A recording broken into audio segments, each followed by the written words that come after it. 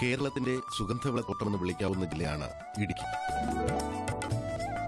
സുഗന്ധവ്യഞ്ജനങ്ങളുടെ റാണിയായ ഏലം ഇടുക്കിയിൽ പല ഭാഗത്തും കൃഷി ചെയ്യുന്നുണ്ടെങ്കിലും വണ്ടൻമേട് കുമളി ഭാഗത്താണ് ഏലം ഏറ്റവും കൂടുതലായി കൃഷി ചെയ്യുന്നത്.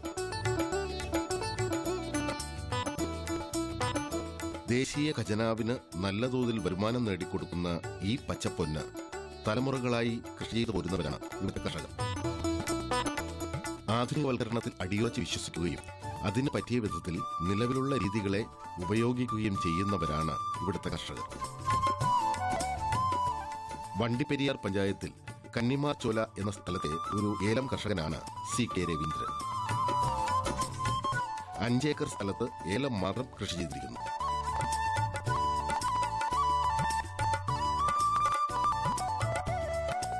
ഏലം കൃഷി ചെയ്തു തുടങ്ങിയിട്ട് ഇപ്പോൾ ഏകദേശം 25 വർഷം കഴിഞ്ഞു എന്നാണ് ഇദ്ദേഹം പറയുന്നത്. കണിപ്പറമ്പൻ, ഞള്ളാനി, തിരുതാളി തുടങ്ങിയ ഇനങ്ങളാണ് ഇപ്പോൾ ഇവിടെയുള്ളത്.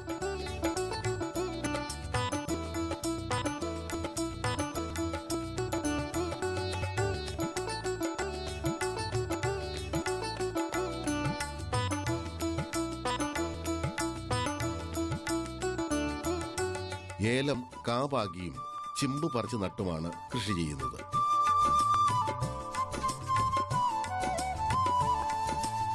കാലവർഷം തുടങ്ങുന്ന ജൂൺ മാസമാണ് നടാൻ നല്ല സമയം. ചാണകപ്പൊടിയും കമ്പോസ്റ്റും മാത്രമാണ് നടുന്ന സമയത്ത് വളമായി മണ്ണിൽ ചേർത്ത് കൊടുക്കുന്നത്. ചിമ്പ് മറിഞ്ഞു പോകാതിരിക്കാൻ ഒരു താങ്ങ് കൊടുത്ത് അതിലേക്ക് കെട്ടിവെക്കും. ചുവട്ടിൽ പുതയിട്ട് മൂടുകയും ചെയ്യും. 1.5 മാസം കഴിഞ്ഞ് കുറച്ച് ഫാക്ടംഫോസ്, യൂറിയ, പൊട്ടാഷ് ഇവ കൂടി ചുവട്ടിൽ ഇട്ടുകൊടുക്കും.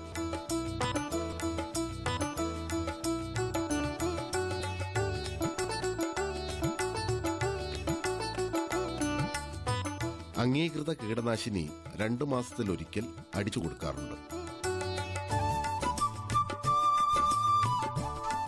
മഴയ്ക്ക് മുമ്പ് ബോർഡോ മിശ്രിതം എല്ലാ വർഷവും സ്പ്രേ ചെയ്തു കൊടുക്കും. NPK വളം കലക്കി സ്പ്രേ ചെയ്യാറുമുണ്ട്.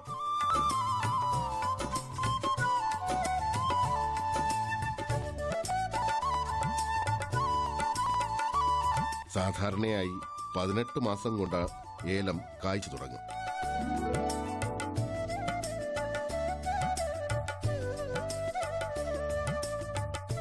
ഇതിനിടയിൽ 3 വളപ്രയോഗമെങ്കിലും ആവശ്യമായി വരും. ഏലത്തിന് തണൽ അത്യാവശ്യമാണ്. കരണമരം, പ്ലാവ് ഇവ തണലിനായി ഇവിടെ വളർത്തുന്നു. തണൽ കിട്ടാത്ത സ്ഥലത്ത് പച്ച നെറ്റ് കെട്ടിക്കൊടുക്കും.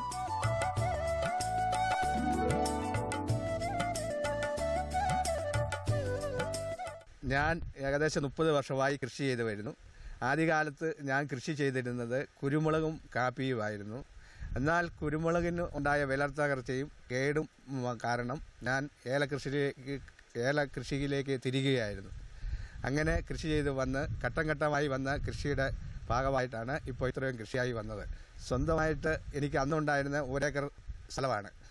അത് കഴിഞ്ഞ് കൃഷിയിൽ നിന്നും കിട്ടിയ വരുമാനം സമ്പാദിച്ച് 5 ഏക്കർ കൃഷി ഞാനിപ്പം സ്വന്തമായിട്ട് കൃഷി ചെയ്യുന്നു.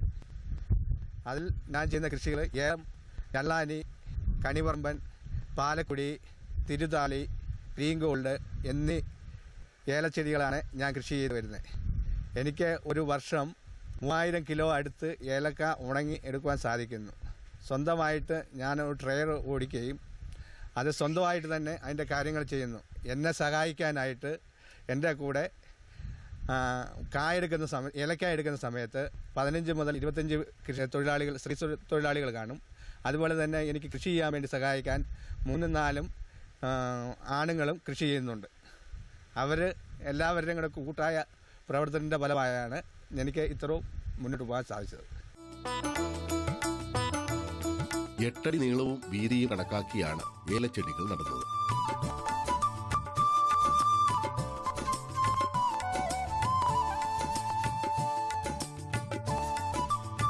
ഒരേക്കറിൽ സാധാരണയായി 400 ചെടികൾ വരെ നടാനാകും എന്നാണ് രവീന്ദ്രൻ പറയുന്നത്.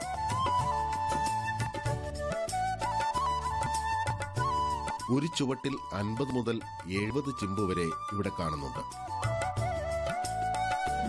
ഒരു ചെമ്പിൽ നിന്ന് 3-4 ശരം മുളച്ചു വരും. ഒരു ചുവട്ടിൽ ശരാശരി 200 ചെമ്പുകൾ ഉണ്ടാകും.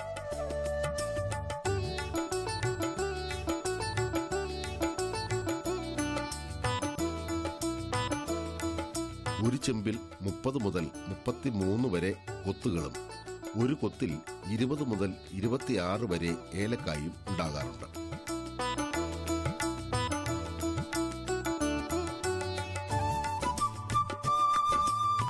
ഒരു പൂ കായായി വരാൻ 110 ദിവസമെടുക്കും.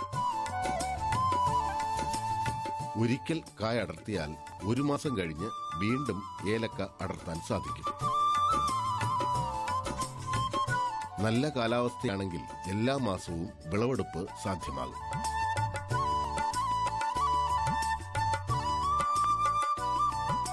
എന്നാൽ ഇവിടെ 9 വിളവെടുപ്പ് മാത്രമേ സാധ്യമാകാറുള്ളൂ.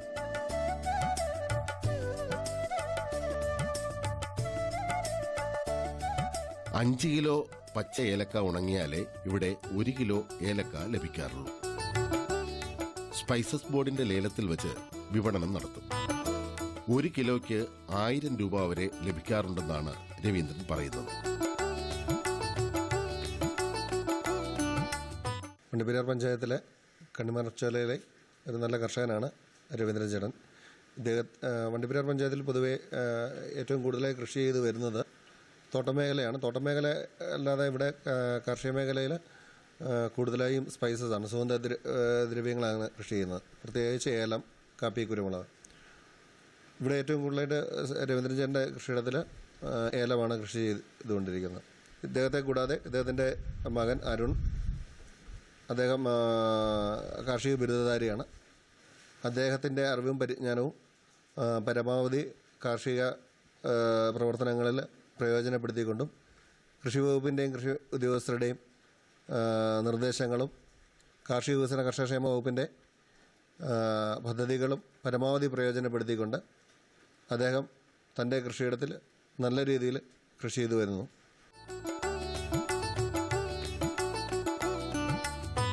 പൂർണ്ണമായി വിളവെടുപ്പ് കഴിഞ്ഞ ശരവും ചീഞ്ഞു പോകുന്ന ചിമ്പും ചെത്തിക്കളഞ്ഞ് ചുവടടുപ്പിച്ച് തിരഞ്ഞുകൂട്ടും. പുതുമഴ തുടങ്ങുമ്പോൾ ഈ ചുവട്ടിൽ നിന്ന് വീണ്ടും ശരം പൊട്ടിത്തുടങ്ങും. ഈ രീതിയിൽ ഇതേ ചുവട് 8 മുതൽ 10 വർഷം വരെ നിലനിൽക്കുകയും വിളവെടുപ്പ് നടത്താൻ സാധിക്കുകയും ചെയ്യും.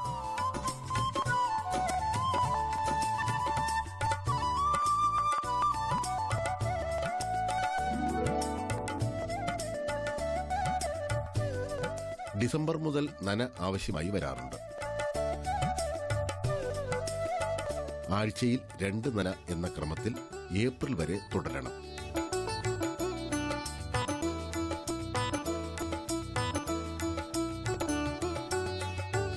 ഇവിടെ അതിനായി 5 പടുതാക്കുളവും ഒരു കുഴക്കിണറും നിർമ്മിച്ചിരിക്കുന്നു. മലമുകളിലായതുകൊണ്ട് കുഴൽ വഴി നനയ്ക്കാൻ സാധിക്കും.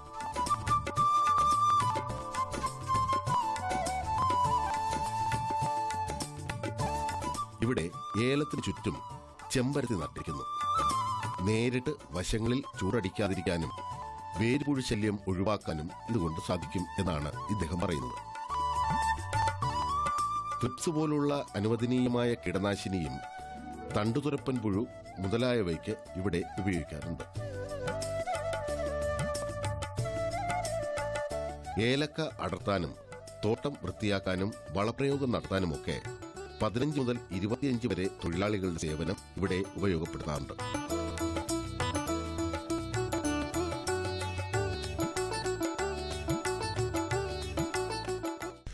ഞാൻ വണ്ടിപ്പെരിയാർ പഞ്ചായത്ത് കന്നിമാർച്ചോല 3-ാം വാർഡിൻ്റെ മെമ്പറും ഒരു വനിതാ കർഷകയുമാണ്.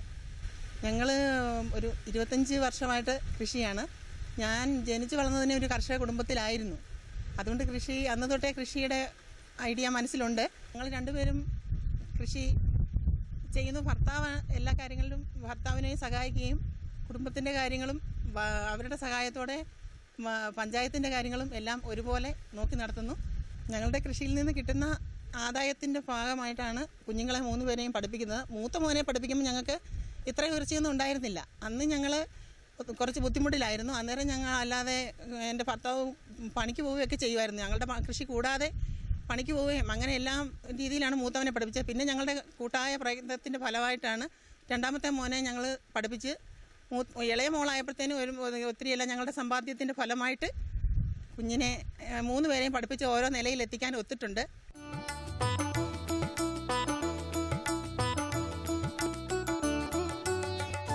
പറിച്ചെടുക്കുന്ന ഏലക്ക കഴുകിയെടുത്ത് ഡ്രയറിലിട്ട് ഉണക്കിയെടുക്കുന്നു.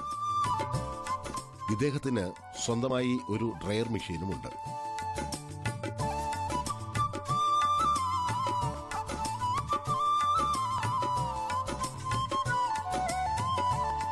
ഡ്രയറിൽ ചൂടിനായി വിറക് കത്തിക്കുന്നു. 45 ഡിഗ്രി സെന്റിഗ്രേഡിൽ ചൂട് അകത്തേക്ക് കടത്തിവിടും. ഏലക്ക വാടുന്നതനുസരിച്ച് ചൂട് കൂട്ടിക്കൊടുക്കും.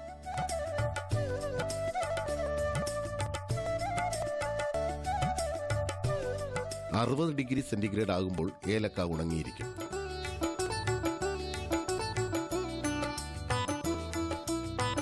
സാധാരണയായി 20 മുതൽ 22 മണിക്കൂർ സമയം ഒരു പ്രാവശ്യം ഉണക്കിയെടുക്കാൻ വേണ്ടിവരും.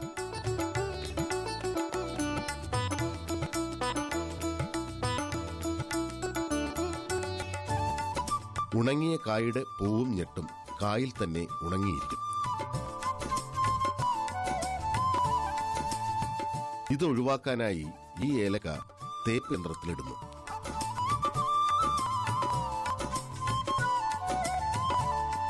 ഇതിൽ കൂടി കായ് പുറത്തു വരുമ്പോൾ ഞെട്ടും പൂവുമെല്ലാം വേർതിരിച്ച് നല്ല പച്ച നിറമുള്ള ഏലക്കയായി ലഭിക്കുന്നു.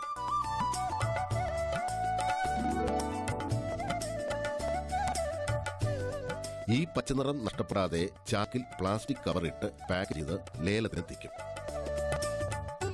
ഒരു വർഷം 2500 കിലോ ഉണങ്ങിയ കാ ലഭിക്കാറുണ്ടെന്നാണ് രവീന്ദ്രൻ പറയുന്നത്. ഏലത്തിനിടവിളയായി കുരുമുളകും തണൽ മരങ്ങളിലെല്ലാം കൃഷി ചെയ്യുന്നുണ്ട്.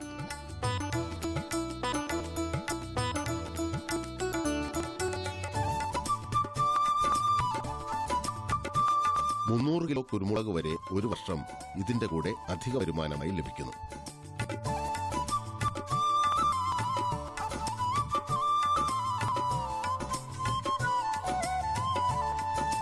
അധ്വാനശീലവും അർപ്പണബോധവും സ്പൈസസ് ബോർഡിന്റെ നിർദ്ദേശങ്ങളും ഒത്തുചേർന്നപ്പോൾ CK രവീന്ദ്രൻ എന്ന കർഷകന്റെ വിജയം അനായാസമായി എന്നത് ഒരു യാഥാർത്ഥ്യമാണ്.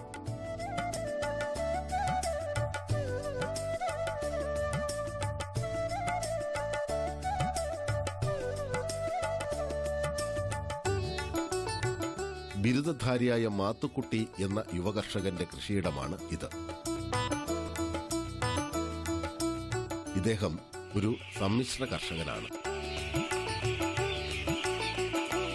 മാത്തുക്കുട്ടിക്ക് 2 കോഴി ഫാമും ഒരു ചിക്കൻ പ്രോസസിംഗ് യൂണിറ്റുമുണ്ട്.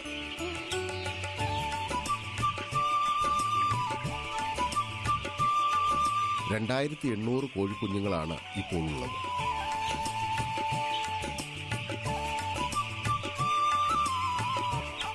ഒരു ദിവസം പ്രായമായ കോഴിക്കുഞ്ഞുങ്ങളെ സർക്കാർ ഫാമിൽ നിന്ന് 18 രൂപയ്ക്ക് വാങ്ങിയതാണ്.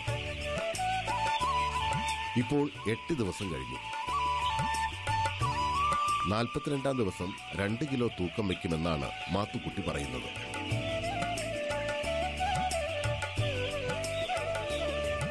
ഇപ്പം സാധാരണഗതിയിൽ കേരളത്തിലെ ഒരു ആവറേജ് ഒരു ചിക്കൻ കട എടുക്കുകയാണെങ്കിൽ വളരെ വൃത്തിഹീനമായ സ്ഥലത്തു നിന്ന് വരുന്ന ചിക്കൻ, അത് വളരെ ഹോർമോണുകളൊക്കെ ഉപയോഗിച്ച് ഉൽപ്പാദിപ്പിക്കുന്ന ഒരു ചിക്കൻ, അത് വളരെ യാതൊരുവിധ ഹൈജീനിക്കും ഇല്ലാത്തൊരു സാഹചര്യത്തിലാണ് അത് പ്രോസസ്സ് ചെയ്ത് വരുന്നത്. അപ്പം നമ്മൾ ആ ഒരു സാഹചര്യത്തിലാണ് ഇങ്ങനെ ഒരു പദ്ധതിയെക്കുറിച്ച് ഞാനിങ്ങനെ ആലോചിക്കുന്നത്.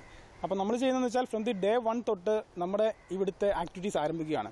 നമ്മൾ 1 day ഓൾഡ് ചിക്കനെ നമ്മൾ മേടിച്ച് യാതൊരുവിധ ഹോർമോൺസും കൂടാത്ത ഫീഡ് കൊടുത്ത് നമ്മൾ വളർത്തി വലുതാക്കി അത് അതിൻ്റേതായ ഒരു രീതിയിൽ പ്രോസസ്സ് ചെയ്ത് എടുക്കുകയാണ് ചെയ്യുന്നത്. അതായത് ഇപ്പം നമ്മുടെ ഒരു പ്രോസസ്സിംഗ് യൂണിറ്റിൽ ചെയ്യുന്നതെന്ന് വെച്ചാൽ നമ്മളൊരു 5 സ്റ്റെപ്പുകളിൽ കൂടിയാണ് അത് കടന്നു പോകുന്നത്.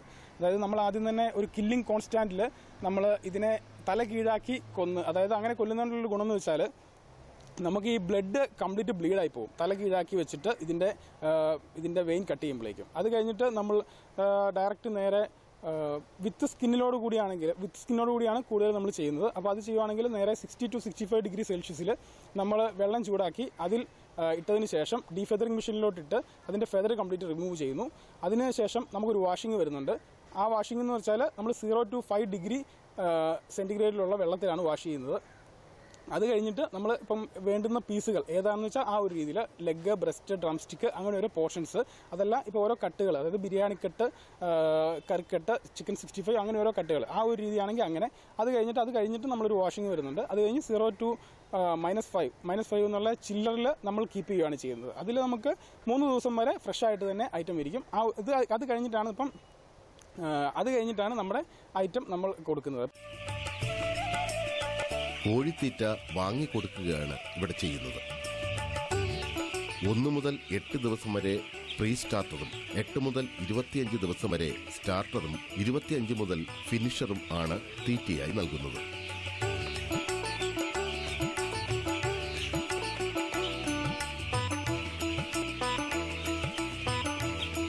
ഏഴാം ദിവസവും 14 ദിവസവും പ്രതിരോധ തുള്ളിമരുന്ന് വെള്ളത്തിൽ ഒഴിച്ചു കൊടുക്കും.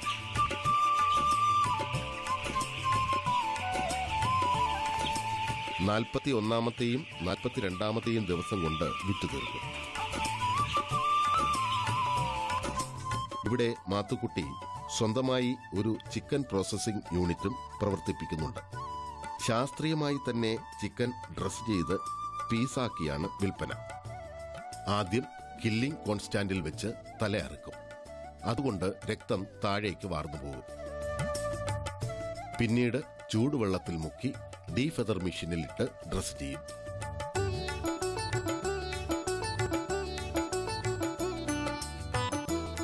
അവിടുന്നടുത്ത് ക്ലീൻ ചെയ്ത് ഇറച്ചിയാക്കിയാണ് കച്ചവടം. ഗവൺമെന്റിന്റെ പ്രോട്ടോകോൾ അനുസരിച്ച് തന്നെയാണ് ഈ സ്ഥാപനം പ്രവർത്തിക്കുന്നത്. വൃത്തിയുള്ള സാഹചര്യത്തിൽ ഇറച്ചി തയ്യാറാക്കുന്നതുകൊണ്ട് ആവശ്യക്കാർക്ക് കൊടുക്കാൻ തികയുന്നില്ല എന്നാണ് മാത്തുക്കുട്ടി പറയുന്നത്. പ്രവൃത്തിയാണ് ദൈവം എന്ന് വിശ്വസിക്കുന്ന ഇദ്ദേഹം ആത്മാർത്ഥമായ പ്രവർത്തനമാണ് തന്റെ മേഖലയിൽ ചെയ്തുകൊണ്ടിരിക്കുന്നത്.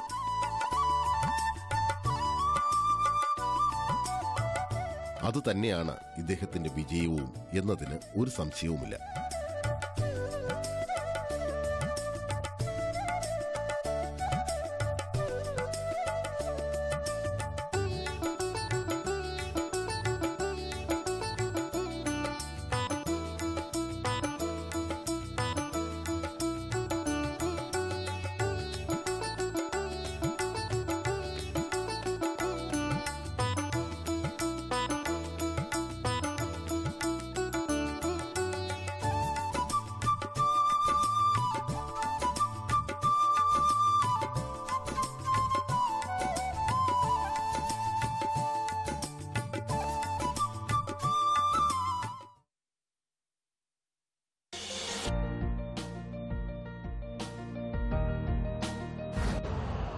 यूरिया का स्वदेशी उत्पादन 17 लाख टन बढ़ाने के लिए 6 उर्वरक संयंत्रों का उद्धार किया जा रहा है। FCIL के गोरखपुर, सिंदरी, तलचर और रामागुंडम संयंत्र, HFCL की बरौनी इकाई और BVFCL की नामरू फोर्थ। सोने पर सुहागा ये है कि देश में अब बनेगा सिर्फ नीम लेपित यूरिया, क्योंकि इससे होगा किसानों का फायदा ही फायदा। अनाज का उत्पादन 10% तक बढ़ेगी 10 से 15% नाइट्रोजन क्षमता।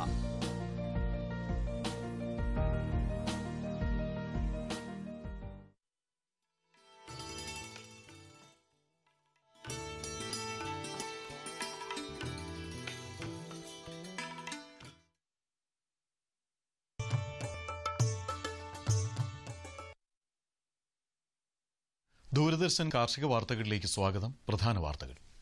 കിഴങ്ങുവിള പയർ കൃഷി വ്യാപനത്തിന് സഹായം. പോളി ഹൌസുകൾ സ്ഥാപിക്കാൻ ധനസഹായം. കശുമാവ് കൃഷിക്ക് ആനുകൂല്യം. വിശദമായ കാർഷിക വാർത്തകളിലേക്ക്.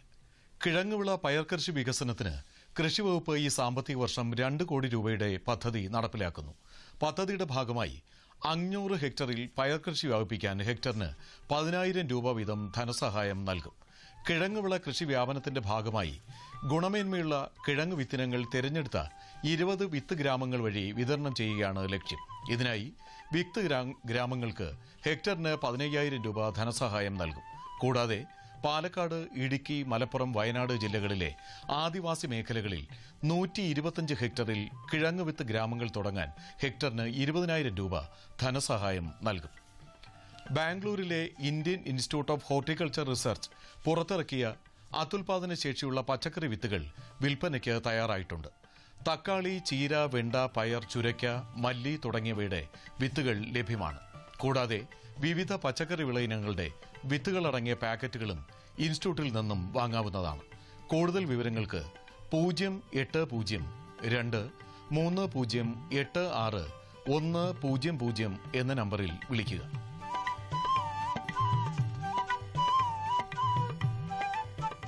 കൃഷിവകുപ്പിന്റെ സമഗ്ര പച്ചക്കറി കൃഷി വികസന പദ്ധതി പ്രകാരം അടുക്കളത്തോട്ടമൊരുക്കാൻ പോളി ഹൌസ് നിർമ്മാണത്തിന് സഹായം നൽകുന്നു. 10 ചതുരശ്ര മീറ്റർ അളവിലുള്ള മിനി പോളി ഹൌസുകൾക്ക് 45,000 രൂപയും 20 ചതുരശ്ര മീറ്റർ അളവിലുള്ള പോളി ഹൌസുകൾക്ക് 60,000 രൂപയുമാണ് ധനസഹായം. വിശദ വിവരങ്ങൾക്ക് അടുത്തുള്ള കൃഷിഭവനുകളുമായി ബന്ധപ്പെടുക. പത്തനംതിട്ട കാർഡ് കൃഷിവിജ്ഞാന കേന്ദ്രത്തിന്റെ ആഭിമുഖ്യത്തിൽ ജൂൺ മാസം 14 മുതൽ 16 വരെ നിർജ്ജലീകൃത ചക്കയുൽപ്പന്ന നിർമ്മാണത്തെക്കുറിച്ച് പരിശീലനം നൽകുന്നു. 12ഓളം സാങ്കേതിക വിദ്യകൾ ഉപയോഗിച്ച് വിവിധ ഘട്ടങ്ങളിൽ ചക്ക സൂക്ഷിക്കാൻ കഴിയുന്ന സാങ്കേതിക വിദ്യകളാണ് പരിശീലനത്തിൽ ഉൾപ്പെടുത്തിയിരിക്കുന്നത്. കൂടുതൽ വിവരങ്ങൾക്ക് വിളിക്കേണ്ട ഫോൺ നമ്പറുകൾ 046926620094, മറ്റൊരു നമ്പർ 046926611821.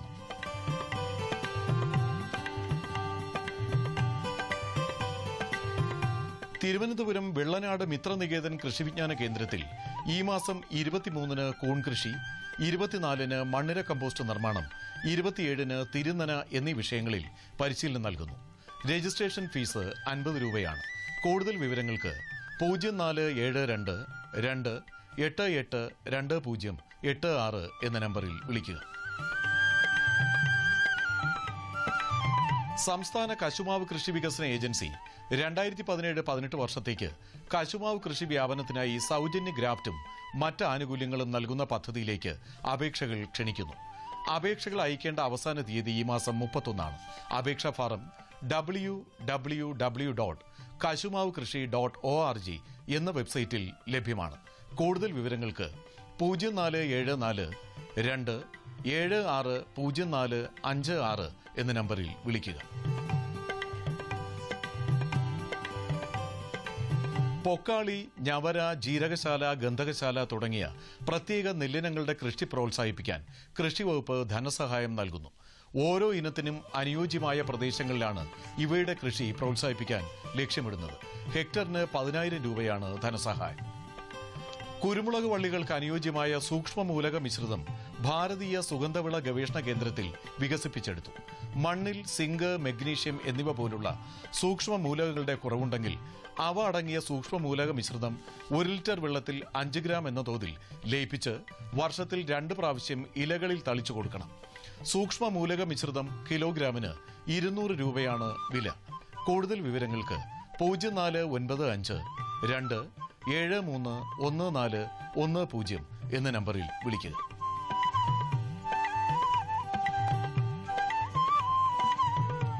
ഇനി കമ്പോള നിലവാരം.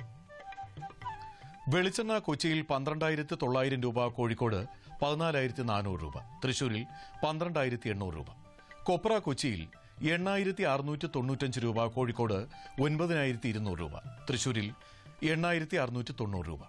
കുരുമുളക് അൺഗാർബിൾഡ് 51,700 രൂപ, ഗാർബിൾഡ് 53,700 രൂപ.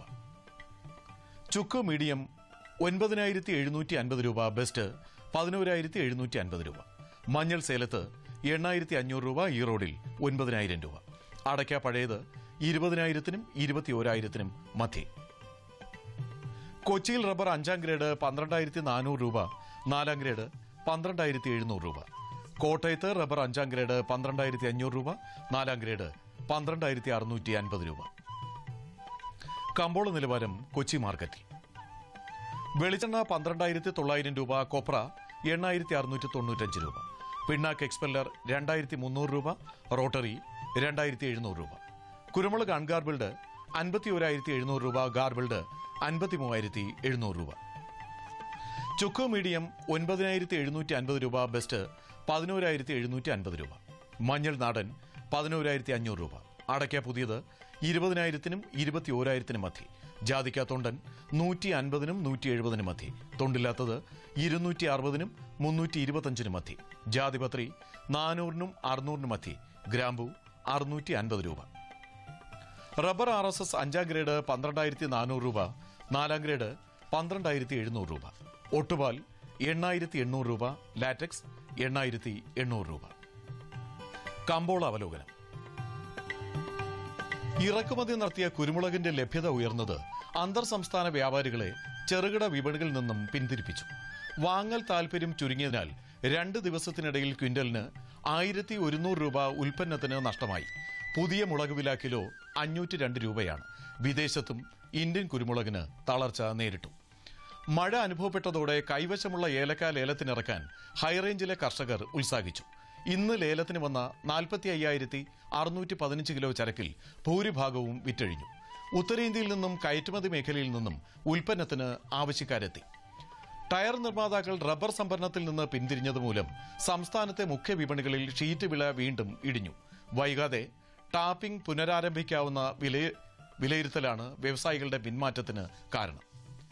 കൊച്ചി, കോഴിക്കോട് വിപണികളിൽ നാളികേര ഉൽപ്പന്നങ്ങൾ സ്റ്റഡി നിലവാരത്തിൽ നീങ്ങുന്നു. ഇനി കാലാവസ്ഥ.